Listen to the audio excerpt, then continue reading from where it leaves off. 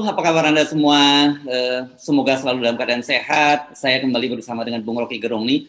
Saya sebelum kita ngobrol, saya mesti bikin disclaimer dulu, Bung Rocky. Saya minta maaf kalau di akhir pekan ternyata mengajak Anda diskusi yang cukup berat, dan ini jangan lupa ya, ini akan menjadi tanggung jawab Anda semua, tanggung jawab kita, dan tanggung jawab anak cucu kita. Ini berkaitan dengan utang negara, Bung Rocky. Kemarin Menteri Ibu Sri Mulyani kan sudah menyatakan bahwa kita bisa bayar utang. Jadi karena ini kritik terhadap utang-utang yang terus ditambah oleh pemerintah, tetapi syaratnya rakyat bayar pajaknya. Nah, ini kan sebenarnya dengan sama aja dengan ngomong bahwa ya gue nggak bisa bayar pajak karena memang faktanya pajak itu shortfall, gak batal lah, tidak memenuhi target lah gitu. Masuk ya. Ya. Kan kita mesti lihat dulu dasar hukum dan dasar filosofi dari pajak ini. Selalu dikatakan di dalam tradisi menarik pajak, no taxation without representation itu. Jadi nggak ada pajak kalau nggak ada keterwakilan. Nah, kita lihat bahwa demokrasi kita turun, tapi kita mau dipajaki. Artinya kita tidak terlibat di dalam pembuatan kebijakan pemerintah, tapi kita mau dipajaki.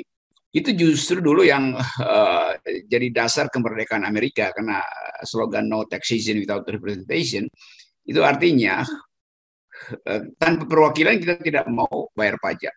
Itu yang memicu perjuangan politik di Amerika.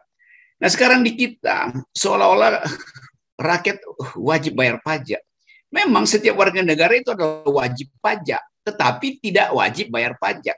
Karena pajak itu bukan soal kewajiban, tapi kemampuan membayar.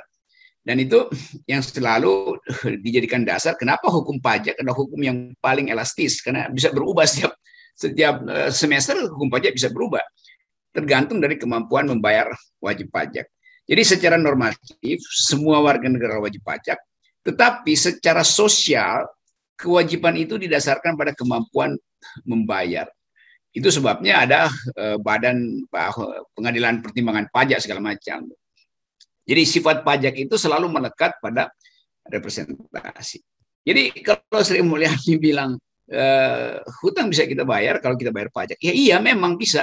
Tetapi pertanyaannya, saya terlibat nggak di dalam pengutangan itu? Saya justru ingin membayar pajak kalau pemerintah membangun sekolah, membangun kesehatan, itu saya bayar pajak. Karena saya setuju dengan itu. Representasi saya ada pada kemakmuran. Kalau pemerintah berutang dan itu dibikin buat jalan tol, saya bilang saya nggak ikut-ikutan, mau bertanggung jawab, saya nggak kasih izin kok. Jadi kita nggak kasih izin, dia bikin, lalu dia berutang gitu kan. Itu nggak ada hak kita untuk membayar. Itu yang disebut sebagai dulu odious debt. Jadi hutang yang disebabkan oleh kebijakan yang curang itu. Karena itu Malaysia dulu menolak itu membayar hutang pada Cina. Karena dianggap Perdana Menteri sebelumnya curang kok, ngapain rakyat pada pemerintahan baru yang harus bayar. Itu otaknya mesti begitu dong kekuasaan.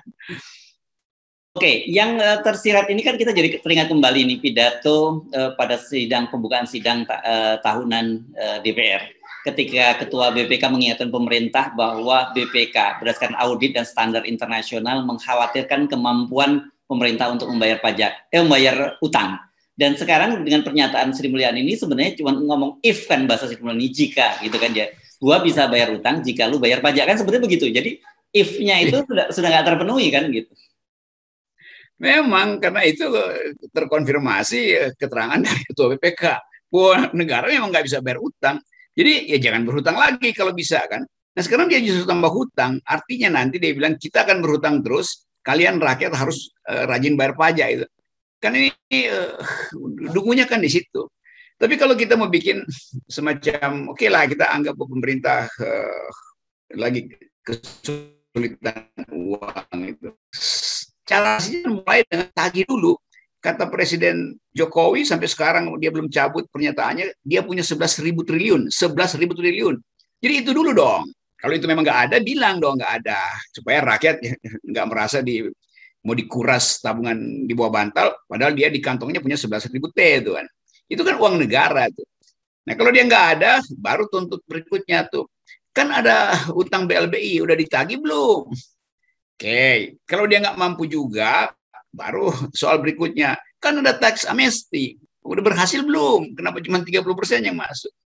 Jadi kalau semua itu udah ditagih, baru ngeluh pada rakyat, katakan, wah kami gagal menagih oligarki, kami gagal mencairkan dana di bank-bank Swiss segala macam. Jadi rakyat tolong bantu. Itu namanya kejujuran. Jadi ini nggak jujur. Padahal sebetulnya orang tahu ya selalu ada uang kok. Kenapa nggak cetak uang aja tuh kan katanya mampu dengan mencetak 1.200 triliun selesai problem tuh. 600 triliun buat supply, 600 berikutnya lagi buat picu demand. Jadi negara tidak pernah menerangkan pada rakyat apa alasan dia memeras rakyat terus. Ini konyolnya di situ. Jadi betul bahwa BPK sendiri sebagai alat negara, sebagai lembaga negara udah beritahu bahwa kalian nggak bisa bayar pajak gitu. Dia diomelin malah. Karena itu sampai sekarang nggak kedengeran lagi tuh suara si ketua BPK. Ya. Saya selalu sering salah menyebut ini. Kalau BPK itu hanya kepala ya, karena dia badan ya. Jadi memang setelah itu saya dengar sih memang ada rumor-rumor politik bagaimanapun juga kemudian pemerintah marah terhadap kepala BPK ini karena apa yang pernyataan itu kan menelanjangi kemauan pemerintah. Padahal kan pemerintah inginnya tetap tampil gagah di depan rakyat.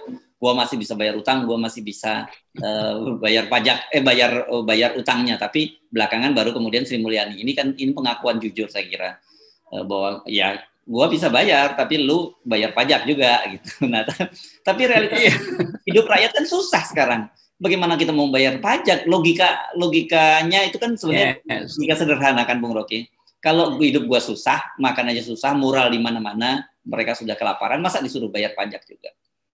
Itu logikanya memang begitu dari awal. Lah, pengusaha besar aja bikin PHK, dia juga nggak bisa bayar pajak gitu. Ngapain lagi ke rakyat kan? Lain kalau saya misalnya menganggap oke, saya mau bayar pajak karena saya ingin agar supaya ibu kota tidak pindah itu. Ini saya bayar pajak untuk merusak lingkungan. Jadi saya membayar pajak untuk mensponsori sesuatu yang bertentangan dengan jalan pikiran saya. Kan itu ajaib kan? Apalagi misalnya kalau kita teruskan tadi ide bahwa pajak itu selalu terkait dengan demokrasi. Saya bayar pajak supaya saya tahu kemana pajak itu dialirkan. Siapa yang akan mencari tahu pajak itu dialirkan? Ada ICW, ada civil society, tapi itu masyarakat sipil. Saya ingin pajak itu dikritisi, diawasi oleh oposisi. Nah sekarang Presiden Jokowi minta oposisi bergabung. Ini kan, jadi bagaimana saya bayar pajak untuk dilenyapkan, untuk dimanipulasi? Kan yang mengawasi pajak itu kan, ada pengawasan BPK, tapi itu pengawasan akuntansi. Yang mestinya ada pengawasan politik. Jadi seluruh rakyat disuruh bayar pajak, sekaligus disuruh jangan mengevaluasi kebijakan. Karena PAN udah direkrut masuk kekuasaan. Padahal saya memilih PAN, asumsikan saya memilih PAN supaya PAN mengawasi cara rakyat, cara pemerintah nagih pajak. Sekarang PAN ada di dalam kekuasaan. Ini tipu-tipuan begini yang memperburuk pengertian kita tentang cara bernegara yang beradab. Tuh. Nah Sri Mulyani tentu sebagai kasir dia nggak mau paham soal-soal beginian. Dia cuma minta bayar pajak dong. Dari mana? Pohon aja sekarang daunnya udah kering. Padahal pohon bisa disulap daunnya jadi uang itu kan. Tetapi yang kita nggak habis pikir dengan cara berpikir pemerintah itu adalah kalau kita baca kemarin pidatonya Presiden Jokowi berkaitan dengan RAPBN tahun 2022 kan, Bung Rocky, di situ kan masih tetap ada alokasi untuk pembangunan jalan tol baru, bandara baru. Padahal kita tahu bahwa pandemi ini masih akan berlangsung bertahun-tahun lagi. Dan pasti orang nggak akan lewat jalan tol, orang juga nggak akan terbang lewat bandara. Dan kita tahu bahwa duit bangun jalan tol, bangun bandara itu juga duit utang dan kemudian yang harus membayar itu rakyat. Nah logika begini, bagaimana kita mesti diminta untuk membantu? Gitu? Sebetulnya nggak ada soal kita berhutang sebanyak-banyaknya. Luar negeri pasti juga kasih karena dia tahu Indonesia ini mampu membayar dengan resources, mampu membayar karena BUMN banyak tuh. Jadi sebetulnya bunganya memang akan dibuat tinggi karena kita perlu, karena itu kalau kita berhutang kita kena bunga yang tinggi. Tapi kemasuk akalan dari hutang itu tadi betul dihitung berdasarkan saya sebagai rakyat nyuruh presiden bangun jalan tol itu buat apa? Kalau saya tahu hasilnya, maka saya mau berkorban untuk membayar pajak, mengganti uang yang dikeluarkan pemerintah, karena itu bermanfaat bagi saya kan. Yang pakai jalan tol itu bukan orang pejalan kaki, bukan motor, bahkan nggak bisa masuk jalan tol. Ngapain disuruh bayar pajaknya di situ tuh, dengan retribusi segala macam. Jadi terlihat bahwa ada kepanikan, tapi pemerintah gengsi untuk bilang bahwa kami nggak mampu lagi sebetulnya membiayai pembangunan. Kalau nggak mampu biaya pembangunan, logikanya jangan membangun kan, ditunda aja hal-hal. Tapi mungkin Presiden Jokowi menganggap diperlukan jalan tol supaya mayat dari Jawa Tengah bisa dikuburkan di Jawa Timur, itu lewat jalan tol, korban-korban pandemi ini kan, atau sebaliknya tuh. Jadi cara kita melihat public policy, kan ilmu pertama dari public policy adalah lakukan public policy berbasis social policy. Ini yang nggak dihitung kan. Nah, social policy kita buruk. Soal kesehatan, jaminan beasiswa bahkan nggak bisa tuh. Banyak betul mahasiswa yang selama pandemi ini terancam DO karena nggak bisa bayar uang kuliah tuh. Mestinya itu yang diselamatkan, bukan anggaran tadi yang anggaran infrastruktur masih ada di dalam keadaan pandemi. Itu kan konyol. Oke, nah yang agak kaget di tengah situasi sekarang ini tiba-tiba pemerintah itu mengaktifkan tim penagihan BLBI. Padahal kita tahu bahwa BLBI itu kan seperti ini kayak seperti membangkitkan zombie ya. Kita tahu bahwa selama ini nggak pernah berhasil menagih BLBI, dan menterinya sebenarnya sama juga waktu itu, menterinya juga Bu Sri Mulyani. Kenapa tiba-tiba sekarang mereka bergerak sangat cepat? Ini orang kemudian lihat, nah ini apalagi pengalian isu lagi, biar media memblow up lagi, atau biar dilihat bahwa pemerintah bekerja serius. Itu yang kan itu BLBI itu kan yang sebetulnya dengan cara yang sama, pengemplang itu yang kemarin dihimbau melalui tax amnesty itu orangnya itu juga sebetulnya tuh, timnya berganti-ganti kan, ajaib kan. Nah, orangnya itu timnya berganti-ganti dan nggak pernah mampu berhasil untuk bahkan menagih 10% dari yang ditargetkan, nggak bisa tuh. Sebetulnya timnya bisa lakukan itu kalau nggak dituduh sebagai tidak berwawasan kebangsaan. Jadi orang-orang yang pintar yang harusnya mampu untuk membongkar kasus ini justru disingkirkan dari KPK karena basis dari BLBI adalah korupsi. Nah, mereka udah disingkirkan lalu dibangun tim baru. Siapa tim baru itu? Ya Basser mungkin. Jadi bagaimana memburu BLBI, memburu pengemplang pajak kalau petugas yang punya otak dan punya akal itu justru disingkirkan dari KPK tuh. Jadi keajaiban ini hanya menunjukkan bahwa seolah pemerintah siap untuk jadi heroik gitu. Padahal pemerintah diijon oleh pengemplang pajak. Semua orang paham bahwa ini kekuasaan hari ini menang karena di backup oleh para pengemplang pajak. Nah, bagaimana mungkin menagih lagi mereka yang pernah mengijon pemerintah? Pemerintah justru berutang pada mereka. Ini kita penting ingatkan utang pemerintah ini. Jangan dipikir bahwa utang itu urusan pemerintah. Utang ini adalah urusan kita ya. Tadi saya sebutkan gitu bahwa yang akan membayar nanti kita, anak kita, cucu kita. Gitu. Yes. Ya, mungkin pemerintah menganggap akhirnya kita jual pulau aja tuh. Akhirnya kita jual BUMN. Kan dengan mudah itu kan. Kan soal utang ini bagian dari politik anggaran yang disebut austerity. Di sebelah kiri austerity, sebelah kanan stimulus. Stimulus diberikan terus, austerity dikecilkan. Kan ini konyolnya begitu kan. Jadi disuruh berhemat supaya kita bisa bayar utang. Bagaimana mungkin? Konsumsi nggak ada, tapi kita disuruh ikut nalangin bagian hutang yang dimaksudkan untuk memberi stimulus pada bisnis besar tuh. Jadi dilihat dari segi apapun, kekacauan di istana itu bisa terbaca dengan memperhatikan ucapan-ucapan dungu dari kabinetnya.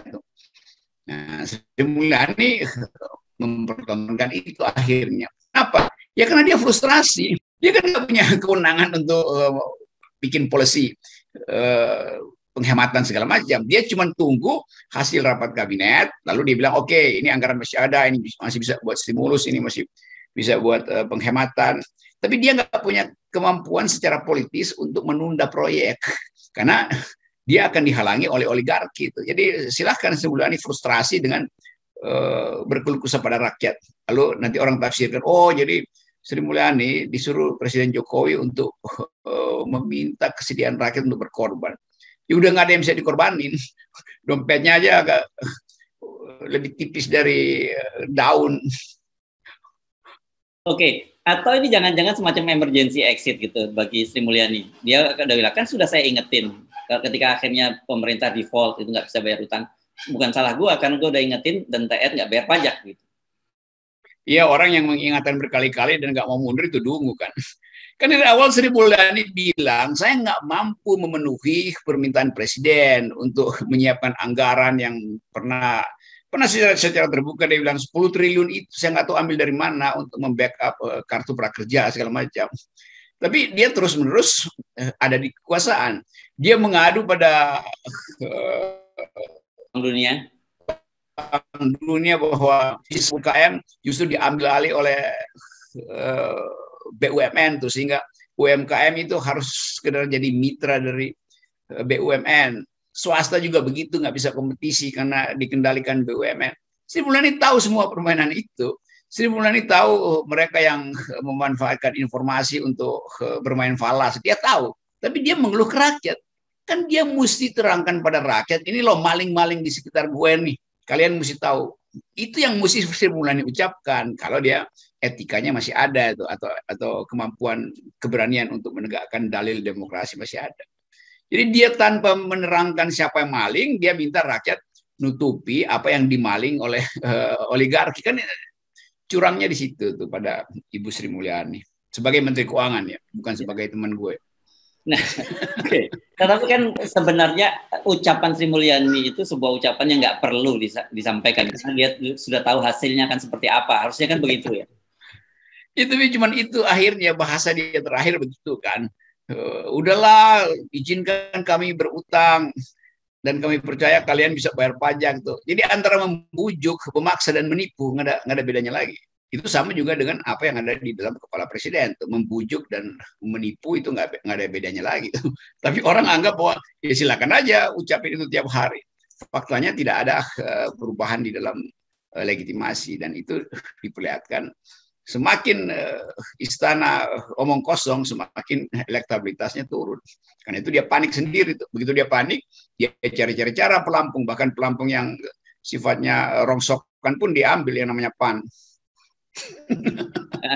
Oke, jadi saya kira penting kita sampaikan kepada viewer kita. Kalau Anda mendengar ucapan-ucapan semacam ini, saran saya ambil saja dari sisi lucunya gitu. Jangan terlalu dianggap serius. Karena kalau Anda menganggap terus serius, nanti imunitas tubuh Anda turun. Tapi kalau Anda melihat ini sebagai sebuah kelucuan baru, gitu, dijamin ini emang cukup kocak ini, dan ini bisa meningkatkan imunitas tubuh Anda. Satu waktu nanti yang tim pemburu BLBI itu, karena nggak berhasil memburu BLBI, dia akan memburu emak-emak buat nyari emak-emak nyimpan duit di bawah bantal, masih ada berapa tuh. Jadi kita lihat kekonyolan itu, dan emak-emak bilang ambil aja deh. Yang ada adalah daun kering di situ. Kita ingat ya, beberapa waktu yang lalu wacana Sri Mulyani akan memajaki sembako, dan itu kan juga akhirnya juga nggak jalan juga. Jadi udah ini semua setiap kali kita bicara hal yang sejenis ini kita tahu bahwa arah menuju end game itu sudah sedang dipercepat itu. Jadi rakyat pembayar pajak siap-siap untuk menerima hasilnya, yaitu percepat end game.